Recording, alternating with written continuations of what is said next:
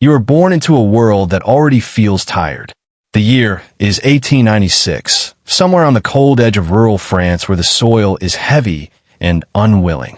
Your mother's hands are cracked from washing clothes in river water that never feels clean. Your father's voice is rare, as if speaking costs him something he cannot afford. The house is small, wooden, and always breathing through its gaps.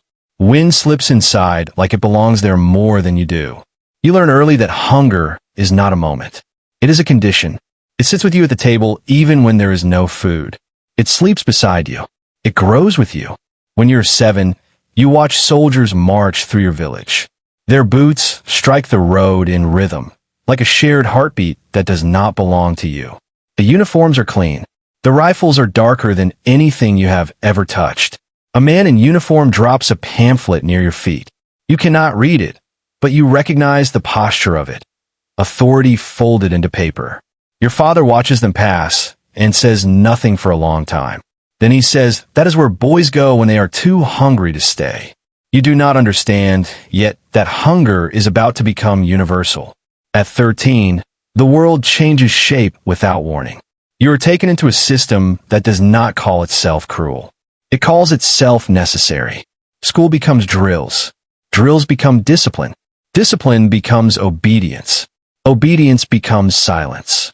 The instructors do not shout often. They do not need to. Their silence is sharper than anger. You learn how to stand still until your muscles tremble. You learn how to march until your legs forget disagreement. You learn how to clean a rifle that feels heavier than your own name. They tell you the nation is fragile. They tell you you are its protection. At night, you lie in a barracks with other boys who still smell faintly of home. Soap, bread crust, wood smoke. That smell fades quickly. It is replaced by sweat and metal and the constant dampness of too many bodies breathing in too small a space. One boy cries silently into his blanket. No one comforts him. Comfort is not part of the curriculum. At 16, you sign something you do not fully read. The ink is black. The paper is thin. The officer congratulates you as if you have achieved something rather than surrendered something, whereas not yet fully arrived, but it is already being prepared like a meal in another room. When it finally comes, it does not announce itself with drama. It arrives with trains. You are 20. The train car is packed so tightly you cannot move your arms properly. Men sit knee to knee, shoulder to shoulder, breathing into each other's exhaustion. The air smells of iron, damp wool, and nervous sweat. Someone tries to joke, but the joke collapses halfway through because no one has enough air to support laughter. Outside the small slits of windows, fields pass like blurred memories. You wonder if you will ever see them again in stillness. A man across from you whispers, "They said it would be quick." No one responds. You reach the front line before you understand what a front line truly is. It is not a line. It is a wound. The trench receives you like something alive. The mud grips your boots immediately, as if claiming ownership. Water sits in shallow pools that reflect nothing but gray sky. The smell is overwhelming.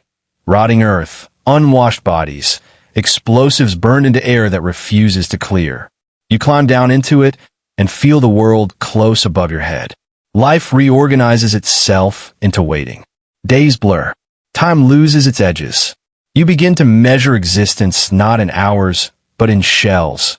How many fall before silence returns? How many land close enough to remind you that your body is temporary? The trench walls sweat. The wood is always damp. Rats move through it like they are the only permanent residents. One crawls over your boot at night, and you do not even flinch anymore. You're told not to lift your head above the parapet. You are told that visibility is death. So you learn to see without seeing. At first, the shelling is terrifying. Then it becomes predictable. Then it becomes weather. At 21, you understand the hierarchy. Officers live slightly deeper in dugouts that smell less of decay. Orders travel downward like stones dropped into water. The higher ranks speak of strategy. The lower ranks speak of survival. Between them lies a translation that never quite makes sense. You meet a young lieutenant who cannot stop shaking his hands after bombardments. He pretends it is cold. No one corrects him. Correction would require attention, and attention is expensive here. He says, "We'll push them back soon." No one believes him, not even him. Food arrives irregularly. Bread is often hard enough to hurt your teeth. Water tastes like metal. You begin to forget what fresh tastes like. Even clean air becomes an idea rather than a memory. At 22, you're no longer surprised by death. You're only surprised by its timing. A man beside you disappears mid-sentence. There is no dramatic moment, just a sudden absence where a presence used to be. His helmet rolls slightly before stopping. Someone retrieves it later without comment. You stop learning names. It becomes impractical. Winter arrives like punishment that does not require explanation. The cold penetrates everything. Your fingers lose feeling. Frost gathers on uniforms overnight. Men wake with eyelashes white as ash. The trench fills with ice at the edges. Mud hardens into something closer to stone. Movement becomes pain. At 23, you begin to forget your own voice. You speak less because speech feels unnecessary. Orders are understood through repetition rather than words. Even fear becomes quieter, compressed into a low, constant pressure behind the ribs. One night, you receive a letter from home.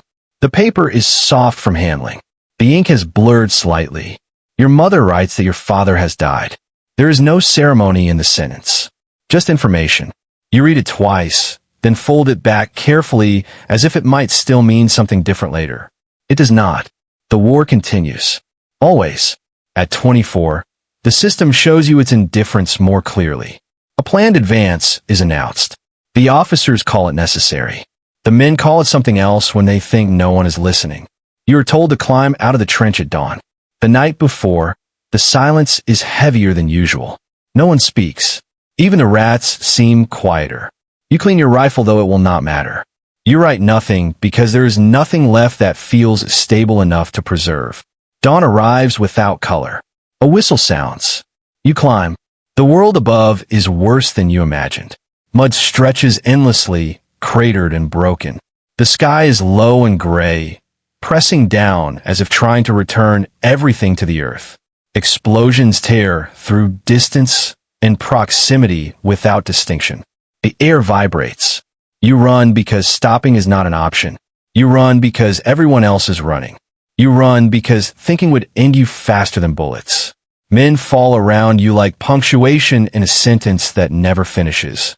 You hear shouting, but cannot distinguish language from noise. Something hits the ground near your feet and throws you sideways into mud that feels warmer than expected. You stand again. You continue. There is no triumph, no clarity. Only movement through destruction that does not acknowledge your effort.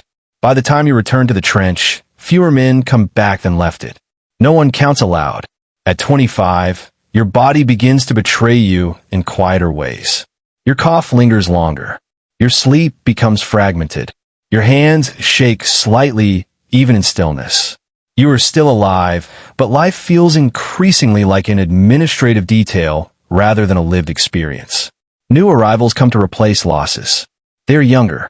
Their eyes still hold something unbroken that you no longer recognize. They speak briefly before silence teaches them better. You watch them without envy. Envy requires belief in a future. You know, longer have one. At 26, a shell lands too close. The explosion does not kill you. It removes your ability to stand properly. Pain becomes a constant companion. No longer sharp, but continuous, like background noise inside your bones. You are moved slightly deeper into the trench system. Out of sight, out of function. You hear battles continue above you like distant weather. Days pass, or perhaps weeks. Time no longer confirms itself. Food arrives less often. You stop expecting full recovery from anything, warmth, strength, clarity. Even hope becomes too heavy to carry. At 27, you are replaced. Not formally. No ceremony marks it. A younger soldier takes your place in the rotation. He does not look at you directly. He does not need to. Your usefulness has shifted into memory. You remain in the lower dugout where injured men are stored until they stop being counted. The smell is worse here. Less air reaches this depth. The walls feel closer every day. One night, No one notices when you stop breathing. There is no final statement from you. No dramatic closure. Just the quiet conclusion of a body that has been used until it is no longer required. The war continues above for some time after. Then it ends. Not for you. For others. Decades later, historians will describe the trenches as strategic necessity. Military texts will analyze movements, errors, victories, and losses in abstract terms that fit neatly into chapters. Maps will be drawn. Numbers will be compared. Lessons will be extracted. Your name will not appear. There will be no space for it. The ground where you once lay will be studied, measured, and discussed. Students will learn about the scale of the conflict, the innovation of warfare, the transformation of nations. They will call it history.